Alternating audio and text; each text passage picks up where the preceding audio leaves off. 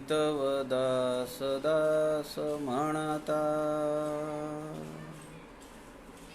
माते कशाचे भय. रामा जाईन ज्या स्थळी सुख घना, होईल तेथे जय.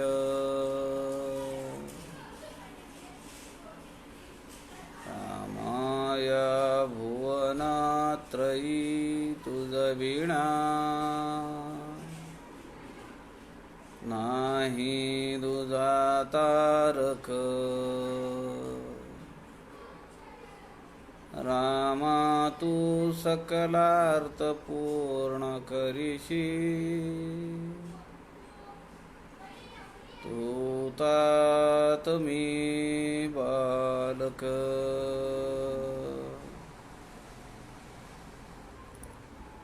शुका सारिखे पूर्ण वैराग्य ज्याचे, वसिष्ठा परी ज्ञान योगेश्वराचे.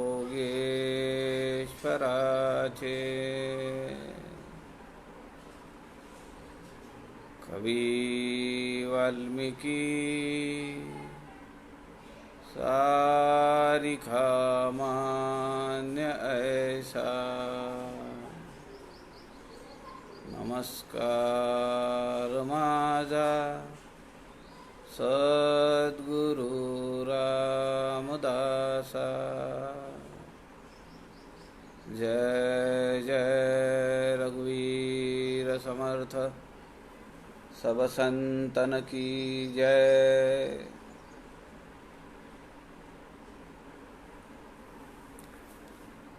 सज्जन हो, नमस्कार. समर्थ रामदास स्वामींच्या अनेकविध वाङ्मय प्रकारांचा अभ्यास व्हावा या हेतूने आदरणीय प्रवीणजी शास्त्री दिवाकर यांनी संत समागम हे फेसबुक पेज आपल्याला उपलब्ध करून दिलेलं आहे. 10 मे पासून आपण समर्थांच्या अनेक काव्य प्रकारांचा अभ्यास करण्याचा प्रयत्न करतो आहोत.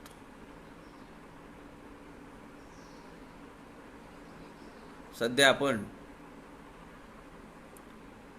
समर्थ रचित 11 लघु काव्यांचा विचार करतोय.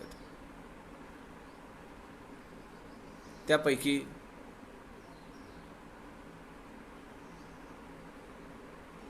निर्गुण ध्यान हे प्रकरण आपण चिंतनासाठी घेतलेलं आहे. काल आपण 24व्या ओवीपर्यंत आलो होतो. एकूण 175 ओव्यांचं हे प्रकरण आहे. निजपदी विवेकासी मार्ग फुटेना जावयासी, पद पादुका संधीसी आनंद पावे. त्याचं विवेचन आपण काल पाहिलं. सद्गुरूंची कृपा झाल्यानंतर जे पद प्राप्त होतं ते पद, त्या पदासह असलेला तो साधक सद्गुरूंच्या पादुकांशी त्याचं एकरूप होतो, त्यांच्या चरणांशी तो एकरूप होतो आणि त्यानंतर आनंद पावे. तो जो शाश्वत सुखाचा आनंद आहे, तो आनंद, ते शाश्वत समाधान त्याला प्राप्त होतं. पुढे समर्थ म्हणतात, जेथे मी पण सोडिती सज्जन पुढे पवाडती, जाणीव सोडून या श्रुती गौण्य झाल्या. जेथे अत्यंत साकडी मन संगती सोडी, तर्क जाणीव बापुडी उभीच वीरे. वेदे जाणोनी मौन्य धरिले, ते अनुभवा आले, अनुभवासी अनुभविले अनुभवे वीण. जो मार्ग परम कठीण न चले भोयाळे वीण. स्वामी विरहित कोण पावो शके. जेथे नावरूप हे झटे आनंद आनंदी बुडे. जेथे निशेष फुंज मोडे निज सुखाचा. जेथे विषय सुख आटे आनंद प्रगटोनी तुटे. जैसा कर्पूर दीप झडे उजळोनी मुरे. पदा ऐलीकडील गोष्टी तेथे पडली विवेक दृष्टी. विवेक बळे तर्कवेष्टी सीमा पादुकांची. राम निजपदी दृष्टी पडता कैचा उरेल वर्णिता. जयास वर्णावे तत्वता तोची आपण. या 7 ओव्यांमध्ये समर्थ निर्गुण ध्यानाचं पुढे वर्णन करतायत. जेथे मी पण सोडिती सज्जन पुढे पवाडती. जाणीव सोडून या श्रुती गौण्य झाल्या. गौण्य म्हणजे मौन्य, काहीच बोलता येत नाही. मी पण सोडिती. जो देहाची ममत्व आहे, देहाचं जे ममत्व आहे ते सोडून सज्जन जे महानुभाव आहेत, साधक आहेत, ते पुढे पवाडती. त्यांचा मार्ग पुढे निघतो. जेथे अत्यंत साकडी मन संगती सोडी. तर्क जाणीव बापुडी उभीच वीरे. तो मार्ग कसा आहे समर्थ सांगताय. अत्यंत साकडी, अत्यंत अरुंद असा तो मार्ग आहे. तेथे सद्गुरू आणि शिष्य हे दोन्ही जाऊ शकत नाहीत. प्रेम की गली अति साकरी उसमें दोनों ना समाये. जिथं खरं प्रेम आहे, मीरेचं खरं प्रेम आहे, राधेचं खरं प्रेम आहे. मी आणि कृष्ण नाहीये. मी आणि मुरली मनोहर नाहीये. तोच आहे, मी नाहीये. प्रेम की गली अति साकरी उसमें दोनों ना समाये. एकच राहतं. या ठिकाणी समर्थ सांगताय जेथे अत्यंत साकडी, अत्यंत अरुंद वाट आहे, अवघड वाट आहे. मन संगती सोडी तर्क जाणीव बापुडी उभीच वीरे. मनाचा संगपणा निघून जातो.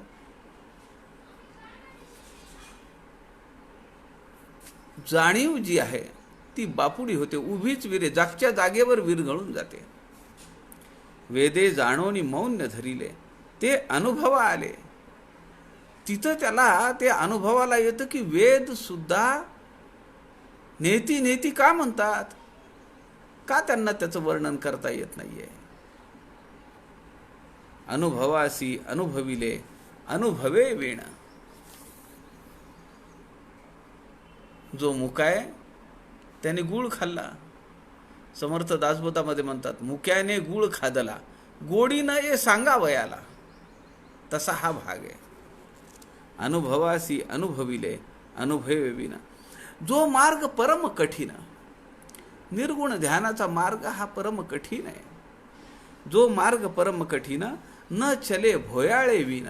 मार्गदर्शक भोई त्यांच्याशिवाय आपल्याला तिकडे पोचता येत नाही. स्वामी विरहित कोण पावो शके. सद्गुरूंची कृपा झाल्याशिवाय त्या ठिकाणी कोण जाऊ शकतं.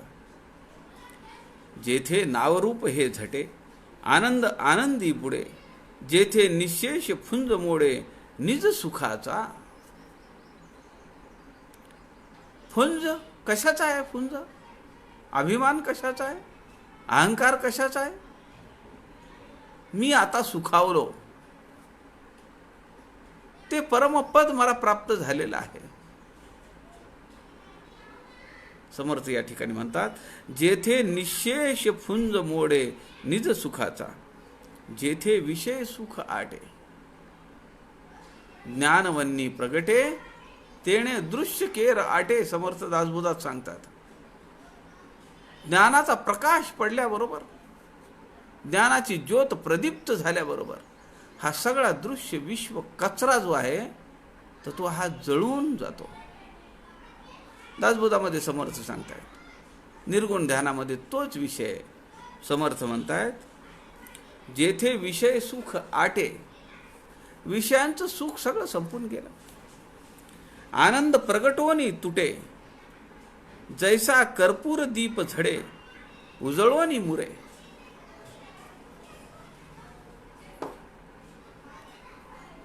कापुराची वडी आहे, ती पेटवली, ती प्रकाश देते, खाली काही राहतं का? जैसा कर्पूर दीप झडे, उजळोनी मुरे. आमच्या साधकावस्थेसाठी फार मोठा मूलमंत्र समर्थ निर्गुण ध्यानामध्ये हा देत आहेत. कापराचं उदाहरण समर्थांनी दिलंय. आपण कापूर आरती करतो. समर्थ दासबोधामध्ये म्हणतात, कीर्ती पाहता सुख नाही, सुख पाहता कीर्ती नाही, मरोन कीर्ती परीस उरवावे. कसं जगावं हे तर समर्थ रामदासांनी सांगितलंच.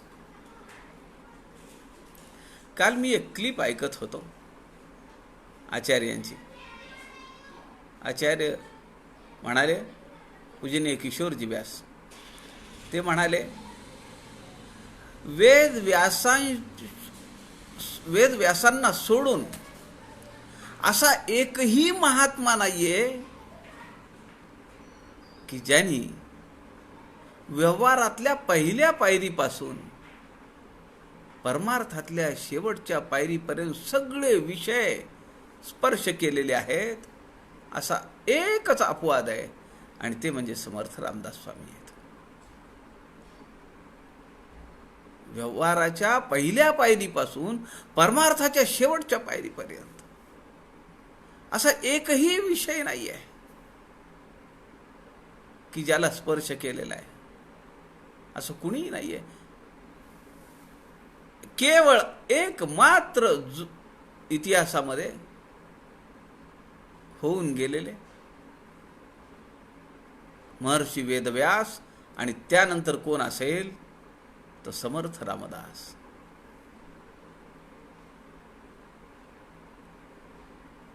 या ठिकाणी कर्पूर दीप झडे, उजळोनी मुरे. तुम्ही एक कल्पना करा, एखाद्या मंदिरात गेलात, दर्शन घेतलं, तेव्हा तुम्हाला कापुराचा वास आला. कापूर लावलेला आहे का? कुणी ओवाळतंय का कापुराच्या आरतीने? नाही. ती प्रक्रिया झालेली आहे. समर्थ या ठिकाणी म्हणतात, उजळोनी मुरे. वातावरणामध्ये तो मुरतो. आपण काय म्हणतो, लोणचं मुरलं नाही. मुरणे हा शब्द आता लक्षात येईल. वातावरणामध्ये तो कापुराचा वास, तो सुवास जो आहे तो मुरतो. आमचं जीवन असं आहे का? निर्गुण ध्यानाच्या या प्रक्रियेमध्ये आपल्याला अंतर्मुख होण्यासाठी समर्थ रामदास स्वामींनी हा दृष्टांत दिलाय. कापूर त्याचं अस्तित्व संपून जातं, तो उजळतो, प्रकाशमान होतो, प्रकाश पसरवतो. त्याच्या ज्योतीने भगवंताची आरती केली जाते, सद्गुरूंची आरती केली जाते. कापूर संपतो, ज्योत शांत होते, पण संपलेल्या कापुराचा वास त्या आसमंतामध्ये तो परिमळ दरवळत राहतो. आमचं जीवन असं असलं पाहिजे.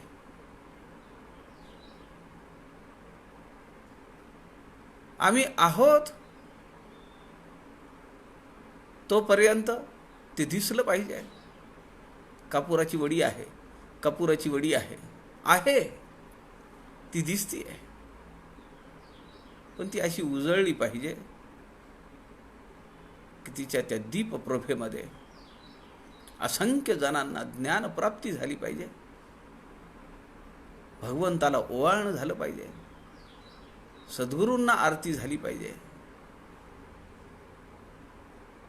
आणि तो कापूर संपल्यानंतर जसा तो परिमळ दरवळत राहतो, त्याप्रमाणे आम्ही केलेल्या कार्याचा परिमळ दरवळत राहिला पाहिजे.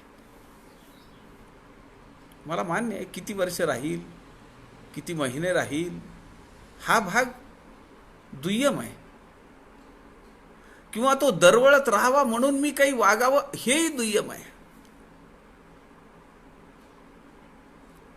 आचार्य पुढे एक वाक्य म्हणाले. आचार्य पूजनीय किशोरजी व्यास, स्वामी गोविंद देवगिरी पुढे म्हणाले त्या क्लिपमध्ये, एवढं व्यापक वाङ्मय समर्थ रामदास स्वामींनी लिहून ठेवलंय. ते एक थोर महापुरुष होते. वेद व्यासांच्या नंतर त्यांचं नाव आहे म्हणाले.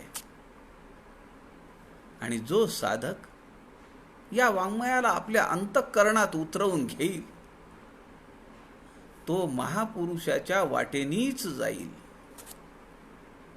पूजनीय किशोरजी व्यासांचं हे वाक्य आहे. काढून पहा, तुम्हाला फेसबुकवरती क्लिप मिळेल. जसं योगी अरविंदांना विचारलं एकाने, तुम्हाला काय वाटतं, स्वातंत्र्य लढ्यातून तुम्ही पाँडिचेरीला जाऊन ध्यानाला बसला आहात, स्वातंत्र्य लढा आता तोंडावर आलेला आहे, सगळे म्हणतायत की स्वातंत्र्य मिळण्यात आहे आता, आणि तुम्ही रणछोड दासासारखं स्वातंत्र्य लढ्याचा संग्राम सोडलात आणि एका देशाच्या कोपऱ्याला जाऊन, पाँडिचेरी सारख्या ठिकाणी जाऊन, पडक्या घरामध्ये, ज्या घरामध्ये वारा आला तर पडलेली वाळलेली पानं सुद्धा त्या वाऱ्याने घरामध्ये येतात, अशा घरामध्ये तुम्ही ध्यानाला बसणार आहात. ते ध्यान हे स्वातंत्र्य मिळवून देईल या देशाला. ते म्हणाले नक्की मिळवून देईल. पुण्यातल्या सद्गुरू लेले महाराजांनी त्यांना सांगितलं, सब छोड़ दो,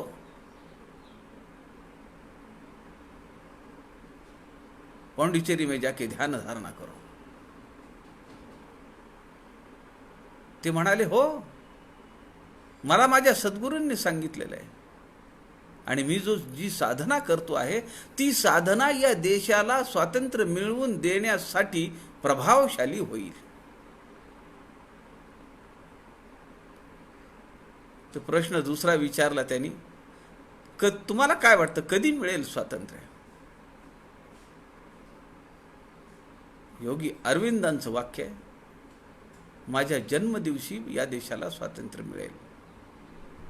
15 ऑगस्ट हा योगी अरविंदांचा जन्मदिवस आहे. थोरा मोठ्यांचे, महानुभावांचे शब्द वाया जात नाहीत, विरत नाहीत. ते दिसणार नाहीत आम्हाला, परत परत ऐकू येणार नाहीत, पण ते शब्द खरे होतात.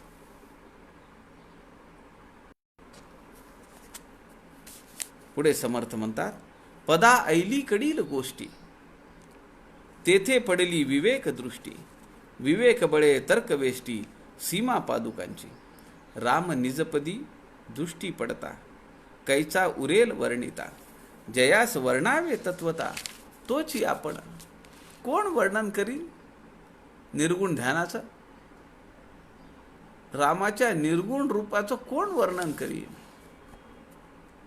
समर्थ पुढे म्हणतायत, निवांत विश्रांती स्थळ, उभा वीराला ब्रह्मगोळ, निर्मळ स्वरूप निखळ कोंदाटले, अवघे तेची उदंड, वाटे बुडाले ब्रह्मांड, अंधार तुटला निबिड, राम रूप प्रगटले, वर्णिता रघुनाथ चरण, अद्भुत भासले निरूपण, वाटे परंतु परमहीन पदी न साहे. ते निर्गुण ध्यान प्रभू श्रीरामचंद्रांचं पाहिल्यानंतर समर्थ म्हणतायत, निवांत विश्रांती स्थळ, उभा वीराला ब्रह्मगोळ, निर्मळ स्वरूप निखळ कोंदाटले. सगळीकडे ते रामरूप भरून राहील. निर्गुण रामरूप सगळीकडे सगळीकडे कोंदाटलं ते. अंधार तुटला निबिड रामरूप प्रगटले. अज्ञानाचा जो अंधार होता तो सगळा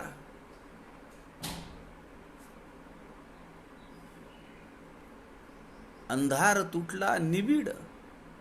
अंधार आणि निबिड हे विशेषण आहे. एक तर अज्ञानाचा अंधार आहे किंवा ज्ञानीपणाचा सुद्धा निबिड अंधार आहे. मला ज्ञान झालंय, मी सिद्ध झालोय, ही जी भावना आहे ती सुद्धा तमाकडे घेऊन जाणारी आहे. पुढे समर्थ म्हणतात, वर्णिता रघुनाथ चरण अद्भुत भासले निरूपण.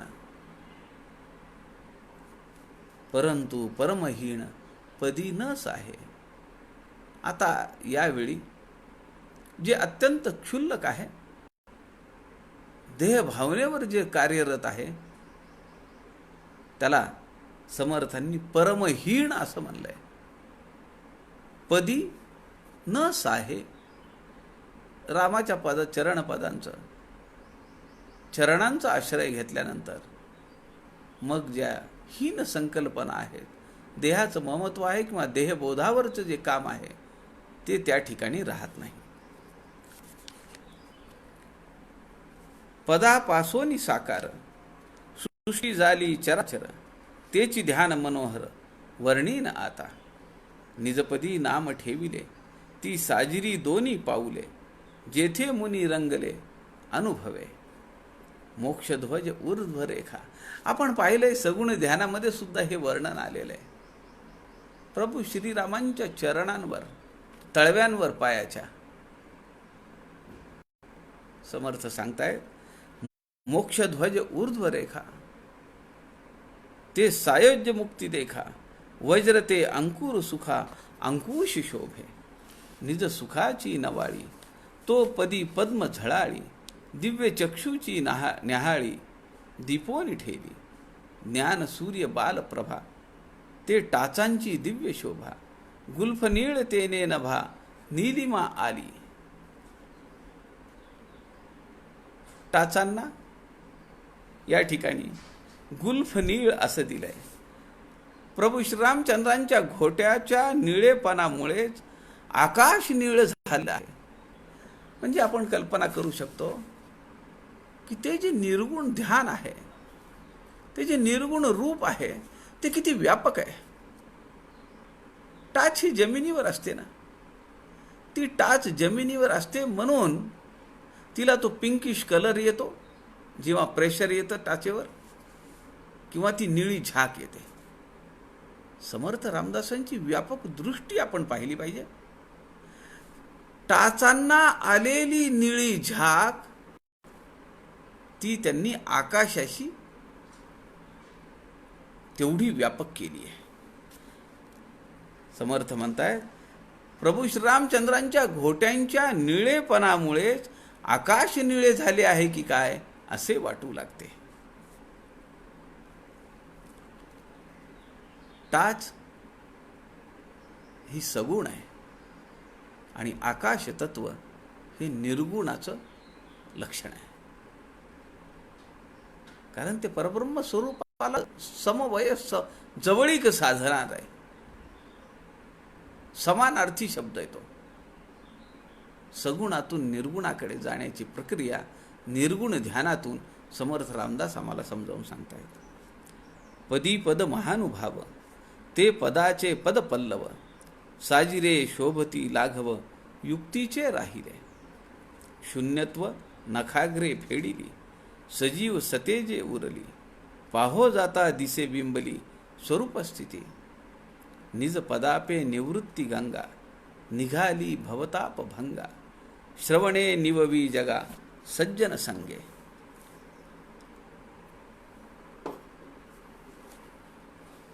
समर्थ या ठिकाणी म्हणतायत, श्रवण रूपी गंगा ती ज्या ओघवत्या शब्दांची गंगा आहे, निज पदापे निवृत्ती गंगा. ते जे गोल टाच आहे, गुल्फ नीळ तेने तबा नीलिमा आली, ते जे वर्णन आहे प्रभू श्रीरामचंद्रांच्या टाचेचं, की जी जमिनीवर पाय ठेवलेला आहे आणि त्या टाचेला आलेली निळी झाक ही आकाशाशी त्याची तुलना चालू आहे. आपल्याला माहिती आहे शिर्डीच्या श्री साई सच्चरित साईबाबांच्या जीवनचरित्र ग्रंथामध्ये हा एक प्रसंग आहे. शिष्याला वाटतं की आपण तीर्थक्षेत्री जावं, त्या ठिकाणी स्नान वगैरे करावं, तिथलं पुण्य प्राप्त करावं. त्याच्या मनातली भावना पाहून साईबाबा त्याला म्हणतात की तू नको जाऊ. त्याची मनातली इच्छा पाहून, त्याची भावना पाहून ते त्याला समोर बसवतात आणि साईबाबा एका खडकावर बसलेले आहेत. त्यांनी जो पाय खाली ठेवला आहे त्या अंगठ्यातून ती गंगा झुळू वाहायला चालू झाली. आणि तेव्हा त्या शिष्याच्या लक्षात आलं की कुठं कशाला जायची गरज आहे. या ठिकाणी निज पदापे निवृत्ती गंगा, संसार तापातून निवृत्त करणारी ही जी गंगा आहे, सद्गुरूंच्या चरणांमधून ती निघते. निज पदापे निवृत्ती गंगा, निघाली भवताप भंगा. ती काय करतीये? या भवसागरातील दुःखाचं नाश करतीये, दुःखाचा समूळ छेद करतीये. निघाली भवताप भंगा, श्रवणे निववी जगा सज्जन संगे. ते जे शब्दांचे ओघ आहेत, ते जे श्रवण आहे, त्या श्रवणाने निववी जगा ती शांत करतीये. कारण ती काय? गंगा आहे. विशाळ ओघ प्रगटला, तीही लोकी प्रगटला. मुमुक्षु उपेगा आला, ओंकार भगीरथ. तये गंगेसी भावार्थी, मनने स्नाने करीती. ते सायुज्यता पावती निज ध्यासे. तये गंगे तिरी स्वानंदे, मिळाली ब्रह्मवृंदे. स्नाने अद्वैत बोधे, बुडया देती. अनंत जन्माचा मळ, क्रिया पालटे तत्काळ. ऐसे पवित्र गंगाजळ, कर्णद्वारे सेविती. काय रूपक दिलंय, अत्यंत गोड रूपक आहे. समर्थ म्हणताय अनंत जन्माचा मळ, क्रिया पालटे तत्काळ. आपण दासबोधाच्या पहिल्या समासामध्ये हा चरण ऐकलाय. याचं फळ काय आहे? श्रोते पुसती कोण ग्रंथ, काय बोलले जी येथ. श्रवणाचे फळ काय आहे श्रीराम. समर्थ उत्तर देतात. गुरु शिष्यांचा संवाद आहे, भक्तिमार्ग विशद करून बोललाय. आणि याचं श्रवण केल्यानंतर साधकाची क्रिया ही तात्काळ पालटते. एवढी वर्ष झाली, किती पारायणं झाली असतील आमची? 50 तरी पारायणं नक्कीच झाली असतील, 25-50 पारायणं नक्कीच झाली असतील. क्रिया पालटे तात्काळ, असं काही आमच्या बाबतीत घडलं नाही. समर्थ या ठिकाणी म्हणतात ऐसे पवित्र गंगाजळ, कर्णद्वारे सेविती. म्हणून समर्थ रामदास स्वामींनी 200 समासांपैकी 5 समास श्रवणावर घेतलेले आहेत. पुढे समर्थ म्हणताय जया प्रत्येही स्नान घडे, दिवसेंदिवस मळ झडे. श्रवणाचं स्नान आहे. जया प्रत्येही स्नान घडे, दिवसेंदिवस मळ झडे. अभ्यंतरी कैवल्यपद जोडे, मनने करोनी. वासना वस्त्र मळीन झाले, प्रपंच संग स्नेह लागले. ते असंजळे धुतले, शुद्धता पावे. ब्रह्मनिष्ठतेची वस्त्रे, प्रत्येही क्षाळीती धोत्रे. म्हणून ती परमपवित्रे सर्व काळ. श्रवणाने आपल्या अंतःकरणातले मल नाहीसे होतात, दोष निघून जातात. या ठिकाणी एक सुंदर दृष्टांत समर्थ देत आहेत. वासना वस्त्र मळीन झाले. वस्त्र कुठलं आहे? वासनेचं आहे. ते मळीन झालंय, डाग लागलेत त्याला. प्रपंच संग स्नेह लागले. दोन गोष्टी आहेत. स्नेह म्हणजे प्रेम, स्नेह म्हणजे तेलकट तुपकट. समर्थ या ठिकाणी म्हणतात प्रपंच संग स्नेह लागले. ते डाग प्रपंचाच्या संगाचे त्या वस्त्रावर पडले, ते असंजळे धुतले. ते जर नामस्मरणाने जर धुण्यात आलं तर शुद्धता पावे. जरी झाला थोर ब्राह्मण, केले पाहिजे क्षाळन. क्षाळन न करिता मळीन अमंगळ. अहंतेचे डाग पडले, बहुतांचे निघून गेले. प्राणी शुद्धत्वे पावले, अक्षय पद. एक स्नान करीती, परिमळ ठेविती. ऐशा स्नाने फलश्रुती, होणार नाही.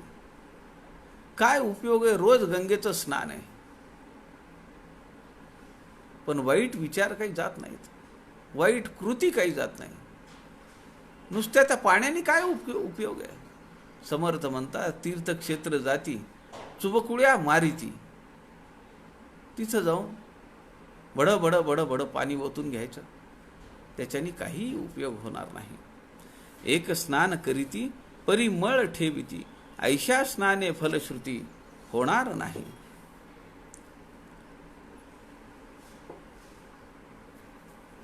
अंतःकरणामध्ये वाईट वासना आहेत, वाईट भावना आहेत, परपीडा आहे, परनिंदा आहे, परदुःख शीतल अशी आमची भूमिका आहे. काय उपयोग आहे रोज गोदावरीचं स्नान करून? ऐशा स्नाने फलश्रुती, होणार नाही. मी आळंदीला होतो 2 वर्षाखाली. आम्ही ज्या धर्मशाळेत होतो तिथं नळ होता. पहिले 1-2 दिवस आम्ही त्या नळाने आंघोळ केली, पण नंतर लक्षात आलं की या ठिकाणी इंद्रायणीच्या जवळ आपण आहोत, मग आपण स्नान करून यायला काय हरकत आहे? मग पहाटे उठून आम्ही इंद्रायणीला जाऊन त्या ठिकाणी स्नान करायचं. घाट आहे मोठा, बाजूला माऊलींची समाधी आहे, उंच मंदिर आहे, मोठा परिसर आहे. पण तिथलं जे काही समाधान आहे, लोक मला म्हणाले की अहो तेच पाणी नळाला येत आहे, इंद्रायणीचंच पाणी नळाला येत आहे.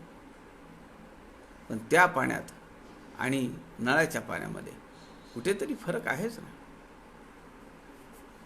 जे संसार उष्णे पोळले, ते गंगा जळे निवाले.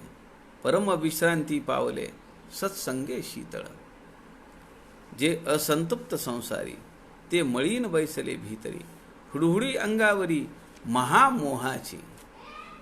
भाविक गंगेत पडले, ते वाहतची उगमा गेले. गंगे सहित प्रवेशले, श्रीरामपदी. उगमाहुनी गंगा घडे, तेथोनी पावे उगमाकडे. मागे जावोनी पडे, जेथील तेथे. गंगे पुढे आणि मागे, अवघा उगम निजांगे.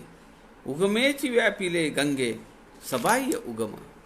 जे जे उगमासी गेले, ते उगम होऊन राहिले. सदा सर्वांगी निवाले, आनंद रूप.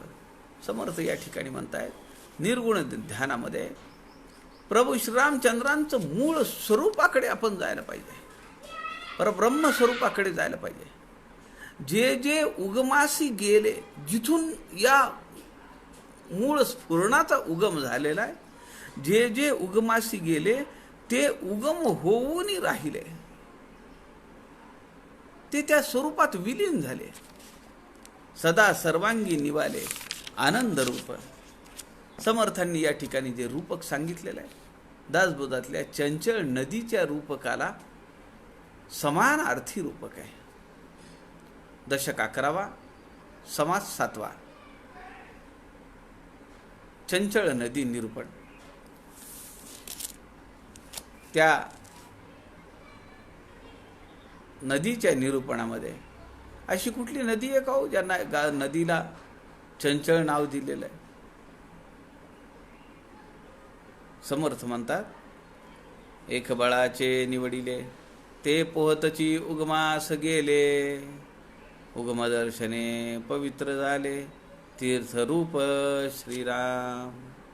उगमा पहिलीकडे गेले, तेथे परतोन पाहिले, तव ये पाणीच आटले, काही नाही श्रीराम. दासबोधामध्ये चंचळ नदीचं निरूपण करताना समर्थांनी या ओव्या घेतलेल्या आहेत. विरुद्ध दिशेला जाणं म्हणजे उगमाकडे पोहत जाणं. सामान्य 99.99% लोक हे ओघाप्रमाणे जातात. मग ते आपल्याला चंचळ नदीच्या निरूपणामध्ये आपण ऐकलंय. त्यामध्ये मगरी आहे, सुसरी आहे, ही सगळी मोहमाया आहे. कठीण प्रसंग आहेत, भोवरे आहेत, सांदी आहेत, त्यामध्ये अडकून पडतो माणूस. पण या सगळ्यांवर मात करत प्रपंचातली आसक्ती बाजूला करीत विरक्तीकडे जात असताना आपल्याला चंचळ नदीचा आश्रय घ्यावा लागतो. समर्थ या ठिकाणी म्हणतात, उगमाहुनी गंगा पडे, तेथोनी पावे उगमाकडे, मागे जावोनी पडे, जेथील तेथे. भाविक गंगेत पडले, ते वाहतची उगमा गेले, गंगे सहित प्रवेशले, श्रीरामपदी. श्री प्रभू श्रीरामचंद्रांच्या चरणांवर त्यांना स्थान मिळतं. गंगोदक करणी भरले, ते सुखे उचंबळले, पुन्हा उपेगा आले, भाविकासी. अत्यंत गूढार्थ आहे. समर्थ या ठिकाणी सांगतात, गंगोदक करणी भरले. कानामध्ये पाणी भरतं का कुणी? हे श्रवण आहे. गंगा जशी पवित्र आहे, ती आमच्या देहाला पवित्र करते, तसं शरीर हे तसं श्रवण हे आमच्या मनाला पवित्र करतं. गंगोदकी करणी भरले म्हणजे श्रवण केलं, ते सुखे उचंबळले, त्यांना खूप मोठा आनंद झाला.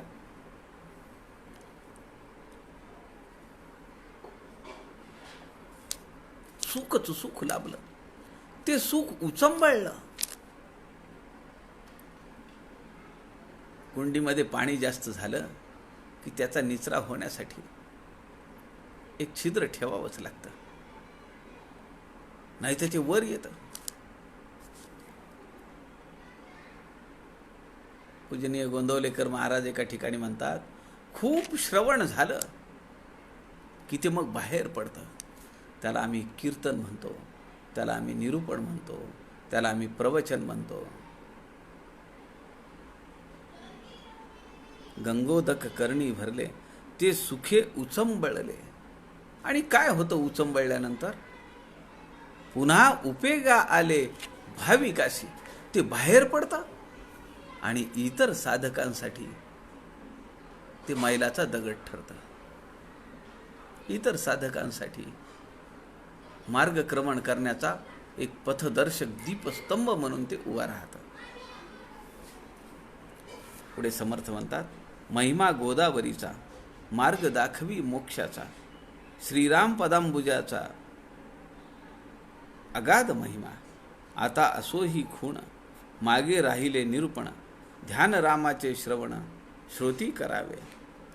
महिमा गोदावरीचा सांगतायत, मार्ग दाखवी मोक्षाचा. आम्हाला मोठा अभिमान आहे नांदेडवासियांना. गोदावरी या नदीचं नांदेड हे नाभी स्थान आहे, त्यामुळे इथं वर्षातून एकदा परिक्रमा होते.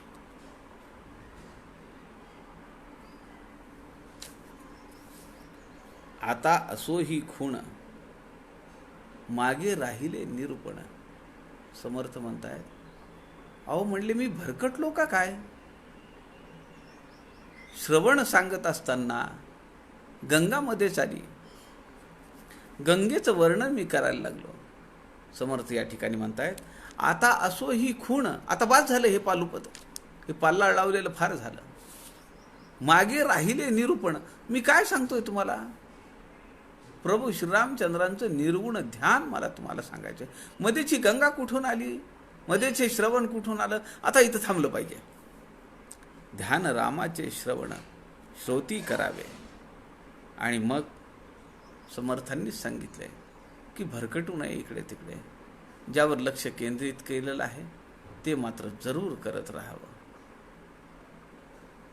या श्रवणाचा, निर्गुण ध्यानाचा विचार उद्या दुपारी आपण 3 वाजताच्या दुपारच्या सत्रामध्ये करूया. तोपर्यंत आपल्या सगळ्यांच्या हृदयस्थ परमेश्वराला अभिवादन करतो. झालेली सेवा समर्थांच्या चरणी अर्पण करतो. जय जय रघुवीर समर्थ.